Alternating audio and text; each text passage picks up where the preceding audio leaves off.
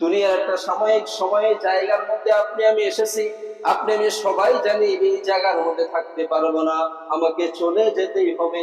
এই যে কিছুদিন আগে আমাদের মসজিদের সভাপতি সাহেব চলে গেলেন, টাকা ছিল, পয়সা ছিল, সম্মান ছিল, ইজ্জত ছিল, সবকিছু থাকা সত্ত্বেও ট্রিটমেন্ট যেভাবে করা দরকার, সেবা যেভাবে করা দরকার সবভাবে করা হয়েছে, কিন্তু বাঁচাই কেউ রাখতে আমরা পারি না।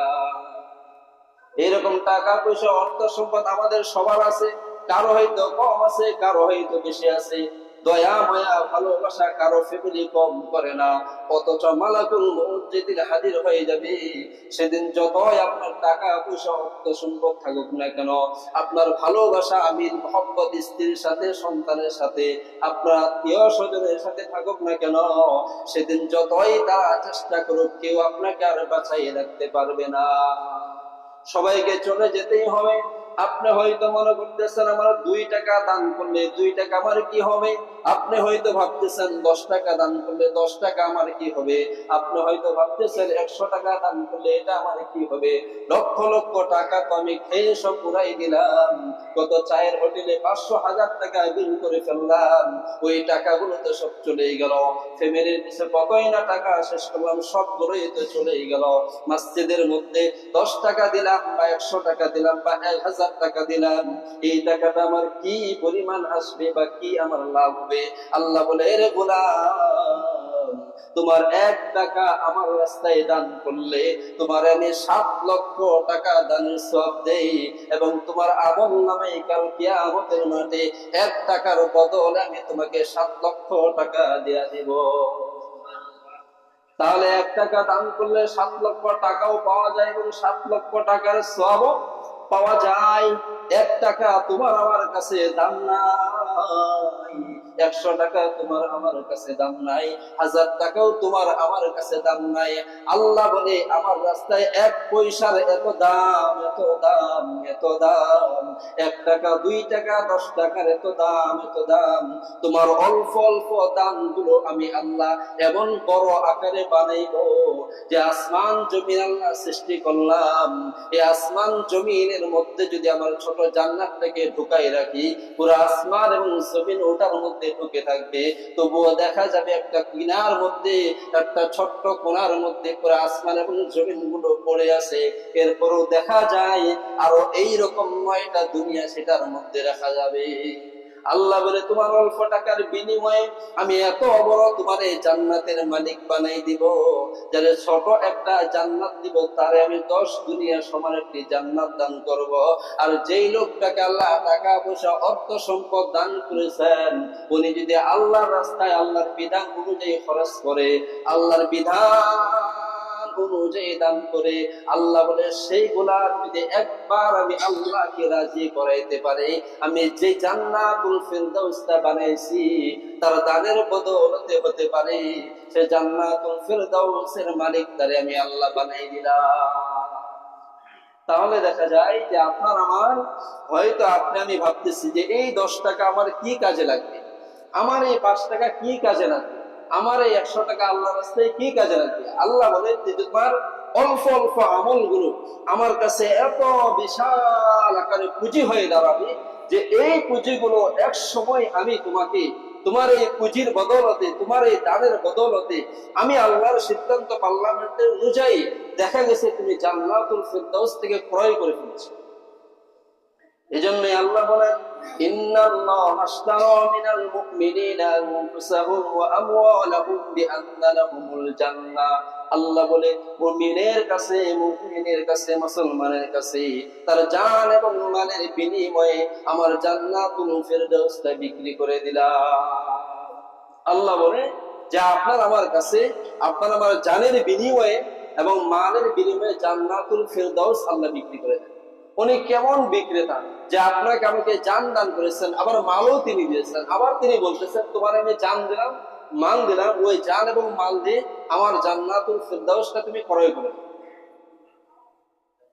আপনাদের তিনই বাজারের মধ্যে পুরো দোকানদার আপনার হাতে টাকা দিবে যে এই যে আমি আপনাকে টাকা দিলাম 10,000 এবং আমার এই দোকানের মধ্যে এই মালগুলো আছে, আপনি এই 10,000 টাকা দিয়ে আমার দোকানের এই মালগুলো কিনে নেন। আপনি কি বলবেন?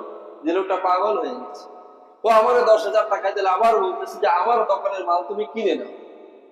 আমি বলবো এটাই যে লোকটা পাগল হয়ে গেছে। কিন্তু আল্লাহ তাআলা তো দয়া করে মায়া করে আপনি আমাকে মহব্বত করে বানাইলেন।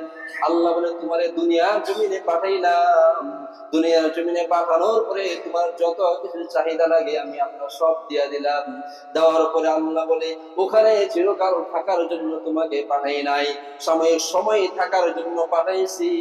ওখান থেকে আবার চলে আসতে হবে বলে কোথায়? বলে তোমার বাবা যে জান্নাতের মালিক তুমি কি জানো না? কারণ দুনিয়ার মধ্যে বাবা মারা গেলে সম্পত্তি গুলো ছেলে সন্তান ভাগ পাই। আল্লাহ বলে আমি বনি আদমকে জান্নাতের মধ্যে রেখে দিয়েছিলাম, আমার বিধান অনুযায়ী তারে দুনিয়ার জমিনে পাঠাইলাম। দুনিয়ার জমিনে পাঠানোর পরে আবার বনি আদমের পুরা গোষ্ঠীকে আমি জান্নাতের মধ্যে নিয়ে আসবো। তোমার বাবা যেটা জান্নাতে রেখে দিয়েছে ওটার অংশীদার ভাগীদার হতে তুমি। ওই জান্নাতে ঢুকতে হলে আমি আল্লাহ যেই পরিমাণে তোমাকে মাল দিয়েছি, সম্পদ দিয়েছি, জান দিয়েছি, জানের বিনিময়ে মালের বিনিময়ে ওই জান্নাতুল ফেরদাউসটা তুমি দাখিল করে নাও। তাহলে দেখা গেছে যে আপনার আমার ইবাদত উপাসনায় শুধু যে আমি জান্নাত পেয়ে যাব বিষয়টা এমন না। যে আপনাকে আমাকে যেই পরিমাণে আল্লাহ তাআলা সম্পদ দান করেছেন এই সম্পদ দিয়েও কিন্তু জান্নাত অবশ্যই ক্রয় করা লাগবে। এক লোক বলতেছে যে আমার আমার শরীরের যত শক্তি আছে সমস্ত শক্তি দিয়ে ইবাদত করব, কিন্তু টাকা দিব, জান দিব, কিন্তু মাল দিব না। আল্লাহ বলে শুধু তোমার জানকে আমি পছন্দ করি না, তোমার জানকেও পছন্দ করি, তোমার মালকেও আমি আল্লাহ পছন্দ করি। তুমি যদি বলো আমি জান দিয়ে জান্নাত ক্রয় করব, মাল দিব না, তুমি কোনোদিন জান্নাত ক্রয় করতে পারবে না। কারণ যে তোমাকে যেই পরিমাণে সম্পদ দান করেছি এই সম্পদের জাকাত যদি হিসাব করে দাও অবশ্যই মাল আমাকে দিতে হবে। তাহলে মালের বিনিময়ে আমি তোমাকে কি দেব? জান্নাত দিব। তোমার প্রতি আমি যেই পরিমাণে মাল দিয়েছি এই মালগুলো তোমার এত পরিমাণে হয়েছে যে তোমার প্রতি হজ খরচ হয়ে গিয়েছে। আর যখন হজ আদায় করতে যাওয়া সেখানে অবশ্যই মাল দেওয়া লাগবে। তাহলে মালের বিনিময়ে আমি কি পেলাম? জান্নাত পেলাম, হজ করলাম। তাহলে দেখা গেছে শুধু জান দিয়ে 5 ওয়াক্ত নামাজ আদায় করলে আল্লাহর জান্নাত ক্রয় করা সম্ভব না, আপনার মালও খরচ করা লাগবে। মাল যদি না দেন তাহলে কিভাবে আপনি হজ করবেন? মাল যদি না দেন, যেই পরিমাণে সম্পদ দান করেছে এই সম্পদের জাকাত আপনি না দেন তাহলে তো জাহান্নামের আসামি হয়ে যাবেন। তাহলে অবশ্যই আপনাকে জানেরও এবং মালেরও জাকাত অবশ্যই দেওয়া লাগবে। অনেক সময় বলি যে মালের জাকাত দাও, জানের জাকাত দিতে পারো না, বলে জানের কি জাকাত? যে জান দিয়ে যত ইবাদত আছে সমস্ত ইবাদত তোমাকে অবশ্যই করা লাগবে, সেটাই হলো তোমার জানের জাকাত। আর মালের জাকাত তো আমরা সবাই জানি। ফেরাউনের কথা হলো আমি যত বড় কিছু হয়েছে ততই কিছু হয়েছে কিনা। কারণ ফেরাউন সব সময় চিন্তা করেছে আমি গরিব লোকের একজন সন্তান, কিন্তু ফেরাউনের অবস্থা হালত হলো যে গোটা পৃথিবীর মানুষ যেন আমাকে খোদা বলে, আমাকে রাজা বলে, সবাই যেন বাদশা বলে আমাকে ডাকে, সবাই যেন আমাকে মানে। ফেরাউন তার রাজত্ব যা কিছু যে সব কিছু কামাই যখন শুরু করে দিল, আল্লাহ বলে ইন্নামাস সাবিলু আলাল্লাযীনা ইয়াযলিমুনা আন-নাস ويبغون في الأرض بغير الحق أولئك لهم عذاب عليم। الله الإفراون إنما السبيل على الذين يظلمون الناس। মানুষের প্রতি জুলুম করতে পারবা না, মানুষের প্রতি অন্যায় বিচার করতে পারবা না, ক্ষমতার বলে, টাকার বলে, নিজের বড়াইয়ের বলে যেখানে সেখানে ফেরাউন চাঁদাবাজি করতে পারবা না। ويظلمون الناس ويبغون في الأرض بغير الحق। ও ফেরাউন, অন্যায়কে অন্যায় বলতে হবে, ন্যায়কে যদি অন্যায় বলে উড়াই দাও তাহলে শুনে রাখো উলাইকা লাহুম আযাবুন আলীম। ও ফেরাউন, জুলুম এবং অন্যায় এবং অত্যাচার তোমার জন্য শাস্তি অবশ্যই কিয়ামতের মাঠে উপস্থিত করা হবে। উলাইকা লাহুম আযাবুন আলীম। তোমার জন্য অবশ্যই শাস্তি রেডি করা আছে। আল্লাহ আয়াতের মধ্যে বলেন, ইন্নামাস সাবিলু আলাল্লাযীনা ইউযলিমুনান নাস ওয়া ইয়াবগুনা ফিল আরদি বিগাইরিল হক উলাইকা লাহুম আযাবুন আলীম। ও দুনিয়ার মানুষ সকল, তোমরা যদি একজন আরেকজনের প্রতি জুলুম করো, অন্যায় ভাবে অত্যাচার করো, তাহলে মনে রাখো উলাইকা লাহুম আযাবুন আলীম। ফেরাউনের জন্য যেমন বেদনাদায়ক শাস্তি রাখা হয়েছে, তোমাদের জন্য বেদনাদায়ক শাস্তি অবশ্যই রাখা হয়েছে। তাহলে ফেরাউন সে মুশরিক কাফের, সে যদি অন্যায় অত্যাচার জুলুম তো অবশ্যই করে গিয়েছে, এমন জুলুম অত্যাচার যদি কোনো মুমিনও করে থাকে, তাহলে তাকেও আল্লাহ বলে উলাইকা লাহুম আযাবুন আলীম, তোমার জন্য শাস্তি রয়েছে। ওই ফেরাউনের সাথেই শাস্তি হলো। ফেরাউন সে চেয়েছিল যে আমি রাজা হব, বাদশাহ হব, গোটা পৃথিবীর মানুষ আমাকে মানবে। আল্লাহ সব কিছুই তারে দেয়া দিছে। ফেরাউন বলে, আল্লাহ আমাকে দুনিয়াতে সব কিছু দিয়ে দাও, আখিরাতে কিছুই আমি চাই না। ফেরাউনকে বলা হয়, কি চাও? বলে রাজত্ব চাই। বলে দিয়া দিলাম। বলে আর কি চাও? বলে মৃত্যু চাই, জীবন চাই। এটা সম্ভব না। তাহলে হিকমতের সাথে দাও। দিয়া দিলাম। যাহা বলবা তাহাই হয়ে যাবে। তবে ফেরাউন শুনে রাখো, একদিন আমার বিচারের আদালতে তোমাকে দাঁড়া করতে হবে, আর যেদিন দাঁড়া হবা সেদিন কিন্তু আমি তোমাকে ছাড়বো না। ইন্না আযাবি লাশাদীদ, আমি আল্লাহ সব সময় তোমাকে ছাড় দিব। যেদিন ধরবো সেদিন বাঁচতে পারবা না। যেদিন ফেরাউনের মৃত্যু হয়, আল্লাহ তখন বলে, আল্লাহ ওয়াকাদ আসাইতা ক্বাবলু ওয়া কুনতা মিনাল মুফসিদিন ফালইয়াওমা নুনাজ্জিকা বিবাদানিকা লিতাকুনা লিমান খালফাকা আয়া ওয়া ইন্না কাসীরাম মিনান নাসি আন আয়াতিনা লাগাফিলুন। ও ফেরাউন, তোমার লাশটাকে, তোমার দেহটাকে আমি সংরক্ষণ করে রেখে দিলাম, যাতে তোমার পরবর্তী মানুষগুলো তোমার দেহটা দেখে তারা আমার নিদর্শনগুলো বুঝতে পারে। দুনিয়াতে থাকা অবস্থায় টাকার বড়াই করা যাবে না, ক্ষমতার বড়াই করা যাবে না, অন্যায় অত্যাচার ভাবে জুলুম করা যাবে না। ফেরাউনের মতো যদি আমি হই, তাহলে অবশ্যই আমাকেও ফেরাউনের মতো শাস্তি দেওয়া হবে। কারণ ওয়া ইন্না কাসীরাম মিনান নাসি আন আয়াতিনা লাগাফিলুন।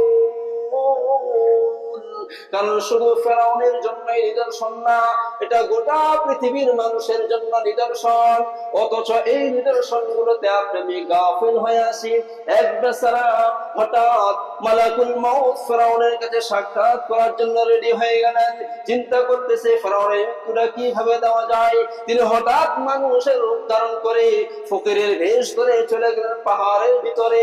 হঠাৎ পাহাড়ের মধ্যে দেখতেছে ফেরাউন সেখানে বসে আছে।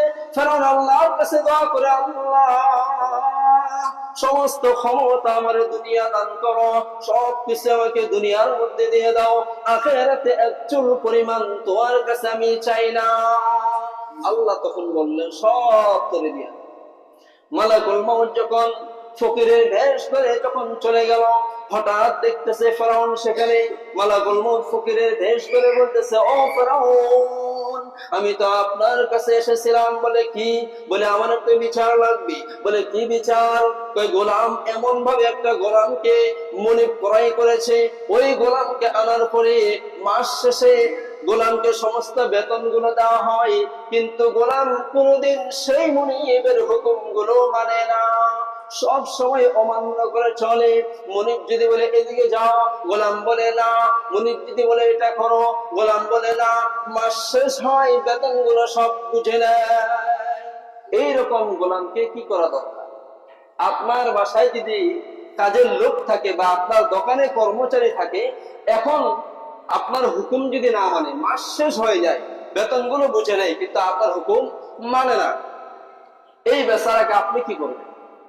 ফেরাউনের বক্তব্য হলো যে হ্যাঁ, এমন বিচার যেহেতু নিয়ে আসছো, আমি তো যেখানে সেখানে বিচার করতে পারি না, আমার রাজপ্রাসাদে যেতে হবে, সেখানে তোমার বিচার